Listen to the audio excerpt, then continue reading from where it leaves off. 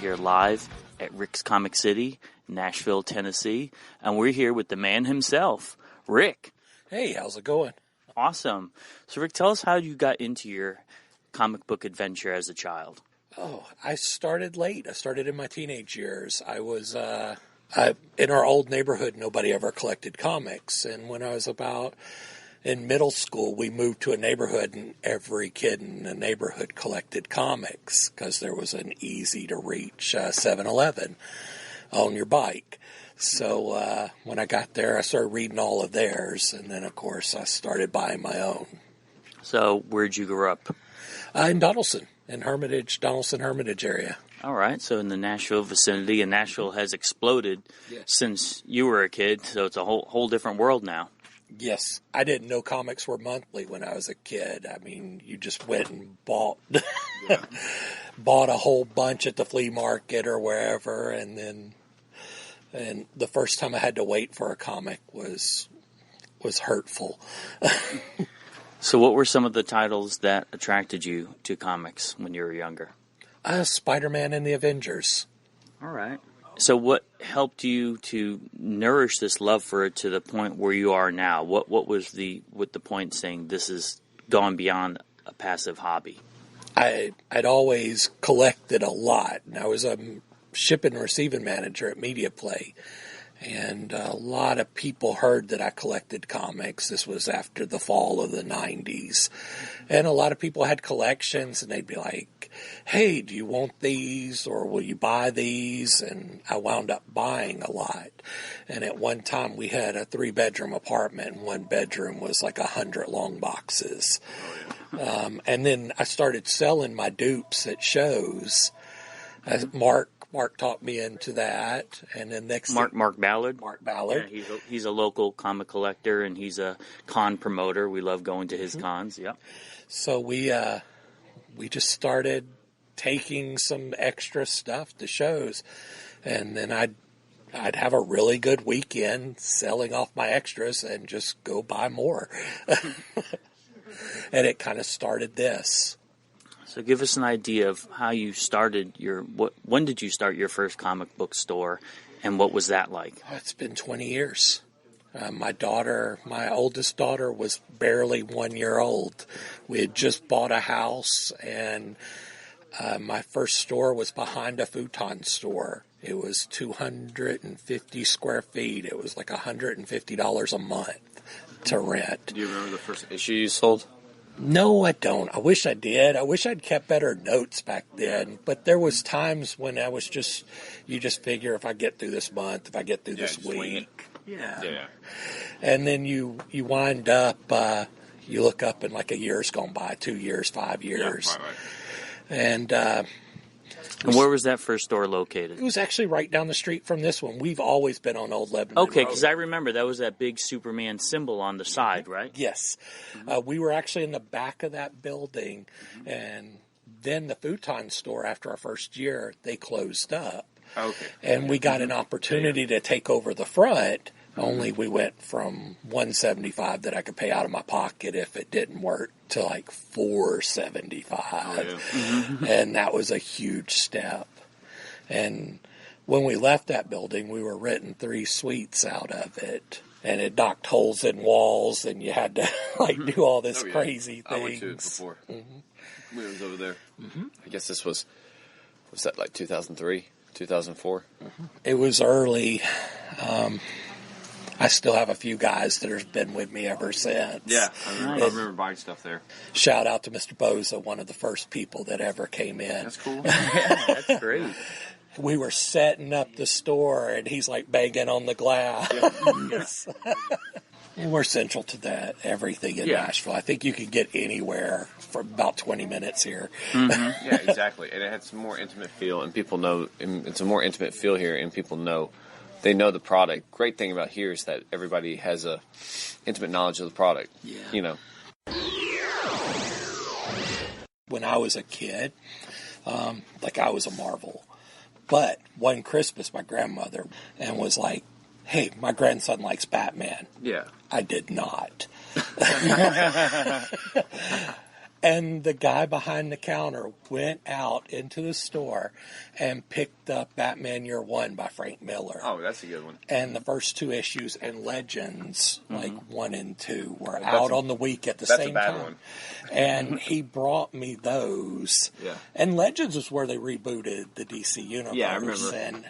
And for me, I'd never read DC, so this was a perfect jump-on point for me.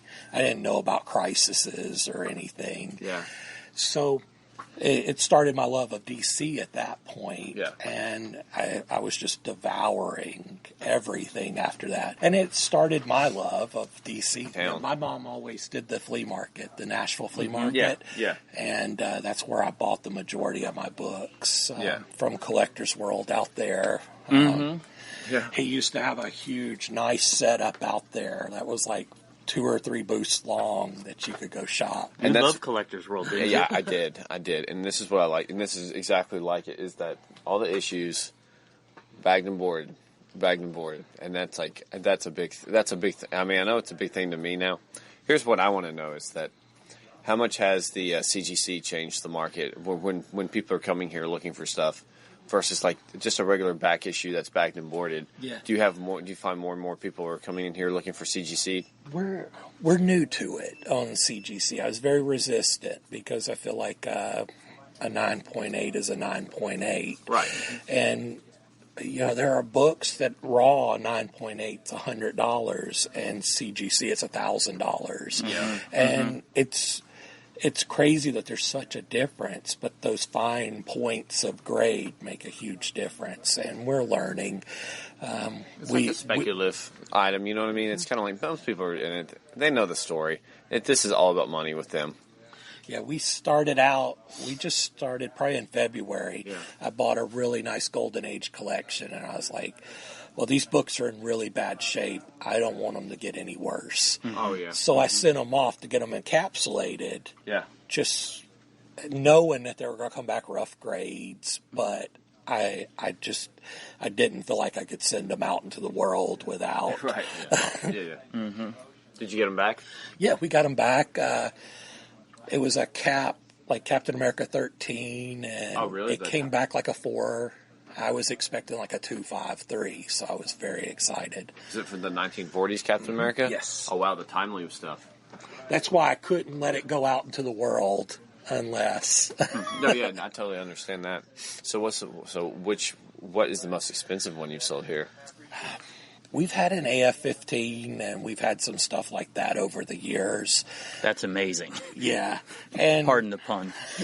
Yeah. But in 20 years, probably about $10,000 is probably the most expensive book I've ever had. That's a good chunk of change. So, and I was always surprised when they sold because that was never in my budget when I bought. How did you get the Amazing Fantasy 15?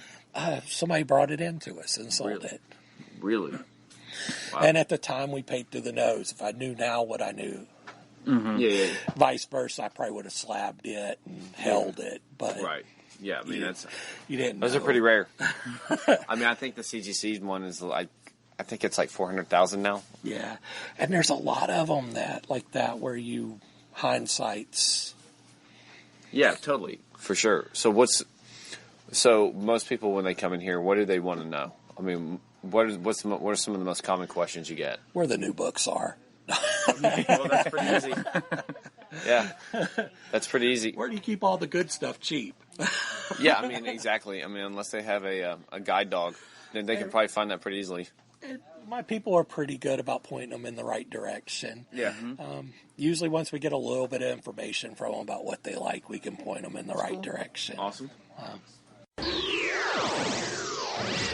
Now, you've been in the business for over 20 years. Yes. What are the big changes that you've seen? Now, I'm just going to make an observation. I'm looking around, and you have a massive display of, what are they called, maquettes, statues, right?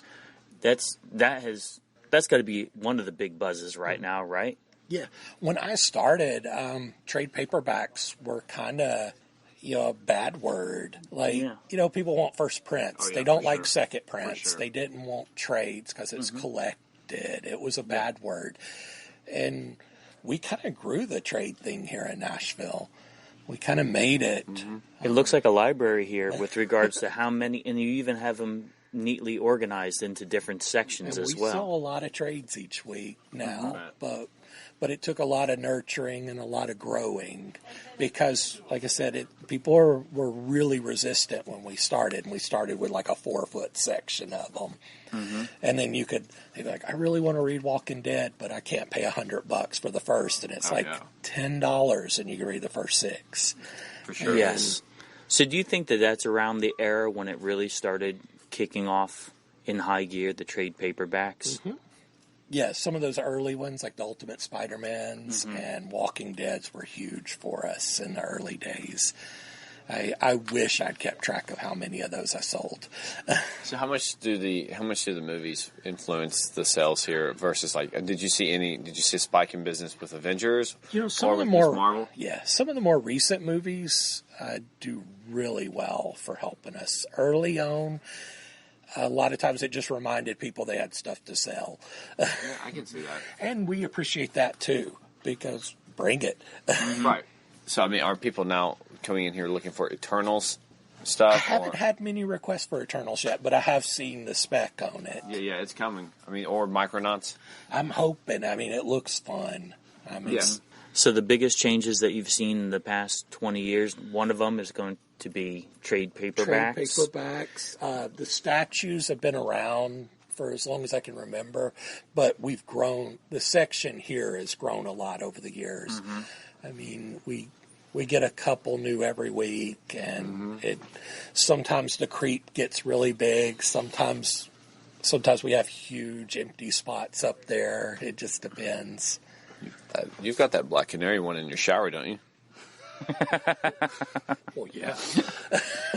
It's amazing the artistry that's involved in these, and that's something when we were growing up, it was virtually non-existent. The only ones I remember were Sandman ones. Right, there are a couple here and there. I remember Batman ones maybe, but never this variety. That one's pretty sweet. Some of the early Bowen stuff. Yeah. Yes. Like even when they did Superman. Yeah, it just looked like a big giant toy put on this versus like this actually looks like art. Yeah, that's awesome. Yeah, they've gotten better with what they can do and the finer details. Like some of the original ones, I mean, broken capes and different things because they didn't have, and now like Sideshow will put a cloth cape on them and a cloth outfit, and it will look incredible with the mixed media. Yeah, exactly. And it looks like they're making them from all different eras as well, so there's something for everyone. Yeah, there's a Lex Luthor battle armor up there, Supergirl, which obviously, I mean, that looks obviously inspired by the TV show. I'm a sucker for the Jim Shore DC heroes. Yeah, they're beautiful. Jim Shore, I've got a ton of his Disney stuff at the house. Yeah, because when my girls were little, we collected them, which means Dad bought them and put them on a shelf. Now, that's another thing that's unique about your store is that we've been coming for years, and we noticed that it's a true family business. Tell us about that. What we try to be, I mean, I try to run the kind of store that I want to shop at and where I want to bring my kids, and we've always tried for that. Sometimes we failed. Sometimes we've done a better job. I think one free comic book day I had a bad review because I had Thong Girl. And that was very embarrassing because I didn't know when I said yes. Yeah. What it was going to be. And Mark had her at every show. And I'm like, well, Mark does this. I've never even heard of her. But now I want to find out about her. Yeah, exactly. Yeah, if you go back through my Google reviews, you will. Oh, we'll give you a positive just by the name alone. We'll give you 5 stars. You will find my review on I'm completely disgusted by this information as I text her. But she's a local comic book kind of hero. They made a bunch of campy movies out of her, and it's all in fun. I think they even had some like medium celebrities guest star in different episodes of it. That's cool.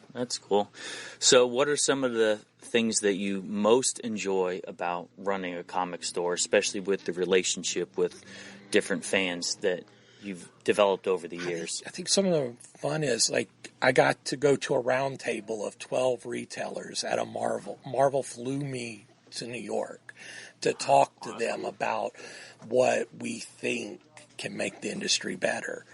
And getting to do things like that if I was still working, if I was still a manager at Christie Cookie, I wouldn't be getting those opportunities. Going really to Comic Pro and meeting so many diverse stores around the country. I mean, because there's so many guys out there that are bigger than life. Mm-hmm. I feel like sometimes I keep a very low profile, but these guys are bigger than life when you meet them. Brian Hibbs is a super guy when you meet him. Mm-hmm. And my wife made fun of him for a green drink he was drinking. And I'm like, that's Brian Hibbs. And she's like, I don't know. True. That is fantastic. So you're very modest. Tell us about your stores that you currently have now, where they are, and what you're most proud of them about. We have a store on Post, Fort Campbell Post, for the military, where we take all of the books after about 6 weeks, and we sell them to the soldiers for $2 a book. And that's Fort Campbell, right? Up on the Kentucky border, Tennessee-Kentucky border. Very proud of that store and what it does. And we're very proud to be able to tell people about that what you do for the soldiers. That's wonderful. So they put us right there in front of their main PX, the main entrance as you come in. And, for sure. And we've made a really pretty store there for them. Nice. Mm-hmm. And then Clarksville, we got, back about 3-4 years ago, I think, I was looking at opening another store again. I want to open a second one, but where? And Clarksville came to me. Mm-hmm. And they're like, hey, we need one bad. And I'm like, I don't know. There's been a lot of failed stores. But the community up there has been really incredible. Mm-hmm. And they supported us, and they've continued to support us, and I love them. And it's a really awesome little store that I have there. Because when Kavora and I, my wife, we go and travel around and pop into different stores, one thing we have noticed about the stores is that they're all very female-friendly as well. Because everyone who listens to our podcast knows that she knows her geek stuff. She is not an imbecile. She's not riding my coattails. I'm riding hers on many ways. And we went to the Clarksville store, and she had a wonderful conversation with one of your staff members who was treated her with dignity and was able to. That goes a long way, because not all stores get that. Some of them are of the old 70s mindset of who the demographic is for comic book readers. Exactly. But yours, lost. Whereas your staff are just super awesome, just people all the way around. Not only I try to hire good people, and I have daughters, so I'm very aware of the things with geekdom. Like, I remember asking DC years ago, why isn't there a Wonder Woman kids book or a Batgirl kids book? And they're like, oh, it won't sell. Now there's the DC Supergirls, superhero girls and stuff. That's like their top selling books. Birds of Prey. Yeah. Mm-hmm. So comics are for everybody. Movies are for everybody. And I wish I'd had them when mine were little. Yeah. Well, the problem with most of those is that they always assign like the F-list writers to it, and it was just the flaw wasn't in the characters. The flaw was that were poorly written, and they just weren't interesting at all. So it's almost like a self-fulfilling prophecy. And Fort Campbell got to be something. Like, I had a clean slate of a store. Like, all my old stores. Yeah. Mm-hmm. Like, when we moved in the previous plaza, I had to build that store as we went. So we're in there. I literally have card tables set up. I have fixtures leaning against the wall holding comics and stuff. And I'm literally painting it 10 feet at a time and putting stuff on the wall or building bookcases as I could afford to buy them. And Clarksville was different in that I was able to go in there with a clean slate and do everything I wanted and do it exactly the way I wanted. So I think I got a prettier store out of it. Wow. And then when we moved in here, I was able to replicate. That's so do you have plans of another store after this? I had to make a promise to my wife that I would go a little while before I open another one. That's cool. So we've been here now for about a half hour, and you have a steady flow of traffic. You have a wonderful fan base here in you've built a community actually. So I know you must be proud of that. I'm very. I'm always impressed with what my guys can do whenever, That's excellent. and especially like Free Comic Book Day and stuff, where we're lined up around the building, and I'm so worried about it, and I'm like, I don't know if I'll. You've turned it into an event more so than it normally was. Some stores just give away comics. Yours is, it's like a dog and pony show. You have cosplayers, you have... just tell us a little bit about what you do for Free Comic Book Day that makes it so ridiculously popular. When we started out with we've been doing Free Comic Book Day since the first one. I think it's 18 years old. Mm-hmm. And the first few Free Comic Book Days really didn't bring anybody in. You could run a sale, but you may not. And a lot of the books were reprints of things that had already come out. So it wasn't like need to have stuff. Right. Mm-hmm. When the publisher started giving us like the start of the big event, like Blackest Night 0. Oh, that's cool. Or something. Then that's when a lot of the crowd started happening. Mm-hmm. For us, we started. We were lucky enough when we moved into the plaza that they always had empty spaces. Mm-hmm. Not so good for the plaza. Right, yeah. Oh, yeah, but, sure. But they always had empty spaces. They were always easy to work with. And every year I was able to get a little bit bigger space. Mm-hmm, mm-hmm. Now I miss that. I miss that so much. But this year we tried some different things. And next year I've got some different things on the table, too, to try. But you bring in a lot of people, though. Yes. I mean, as far as you bring in costuming groups, mm-hmm. you bring in local fan clubs, you bring in artists. It's not just about the comics. You make a true community event. Tell us a little bit about that.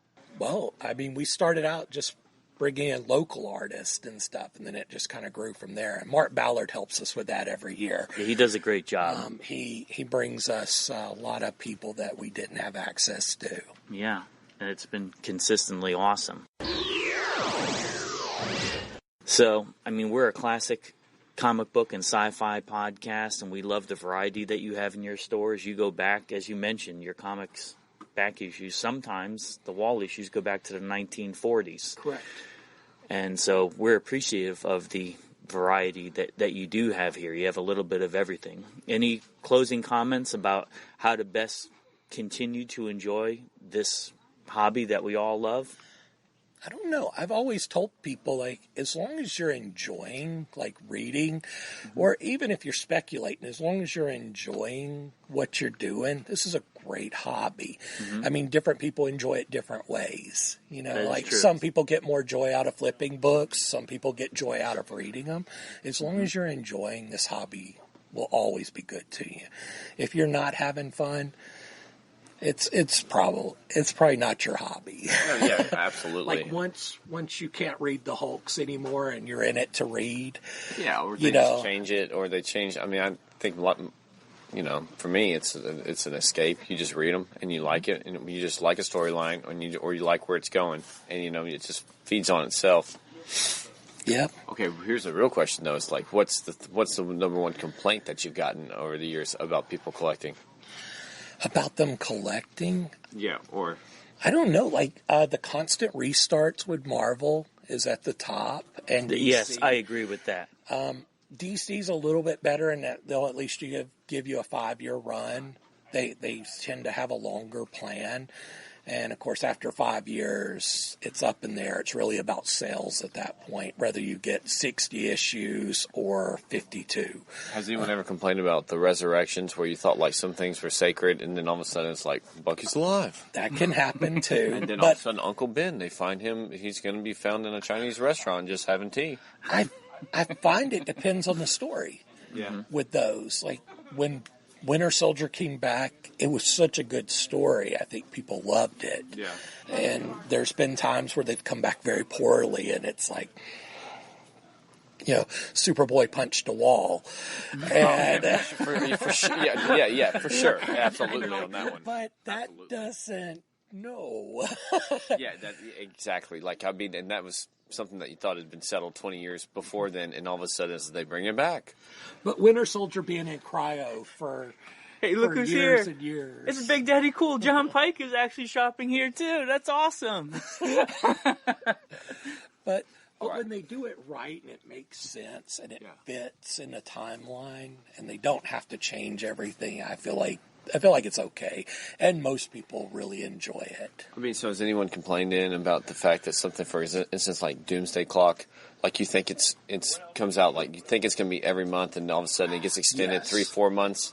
That's kind of a retailer complaint. Yeah. I see more often on my side, on the different groups and forums. I see a lot. Like, when's the next issue really gonna ship? Because we look at it like, do you remember when Todd McFarlane, that was one of the problems that he had with Marvel? They're like, we have a timeline. And he's like, well, I'm an artist. I have to take my time. That was one of the reasons why he had to start his own company. So this type of format of taking your time and not having your comics come out on time, that harkens back to things that were going on 25, 30 years ago. Do you see history repeating itself to a degree? Yeah, I understand, like, the need to keep the consistency of art and standards.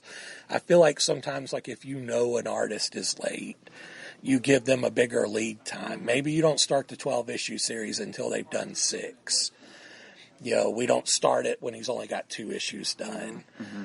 You know, we bucket more stuff so he's got more time or she's got more time to work. Mm-hmm. Yeah. And I think sometimes on the publisher sides, they get so excited about the news and so excited about the quarterly sales because this book's going to make a big difference on our 3rd quarter and we need it. Mm-hmm. I think people just lose interest over time. Or it's you're thinking like, God, I can't expect it, or that you after it's kind of like anything else. It's kind of like somebody stood you up a couple times. You're thinking, I'll read it when it happens. And I think too, like, and DC's notorious for this. Yeah, you run into, like, right now they've got Doomsday Clock, Heroes in Crisis going, which are 2 big, for sure, encompassing events with different voices, and they're about to start, I think, a Leviathan or something is about to start too. So all these were supposed to be done, and then you go into this one. But they're actually going to have 3 events stepping on each other in a little bit. Yeah, for sure. Absolutely. So, Rick, we're we love your stores. We love the community that you built. Wrapping it up, tell us about your stores, where our listeners can find them, and where we can find you online. Okay. rickscomiccity.com is our main website. We're on Facebook. We're on Instagram. We may actually be on Twitter. I don't know that I use it that often, but I'm there. I have a store in Fort Campbell, Kentucky. I have one in Clarksville, Tennessee, and one here in Nashville, right down the street from the Nashville airport. But that's great that you're near the airport, so anyone visiting Music City, it's so nice. This is the stop that they have to make. Like, we're 5 minutes from the airport, and we have this thing called Google, so they can find you anytime. We can help you find a bag to get it as a carry-on. I mean, whatever you need. And you do mail order service too. So for more rural areas or people who don't make it to the comic store, I thought that's a great service that you order on your online website. Yeah, that's kind of a secret, or not a secret, but it's probably. We've done it for a long time now. We've built up quite a few online subscribers, and we've got to do a better job of letting people know about that too. Awesome. Well, thanks for giving us some insight about the history of your background with comics, of your stores, and hey, we love you and we love all you do. Thanks so much. Thank you. I appreciate it. Thanks a lot. And we appreciate what you guys are doing. Thank you.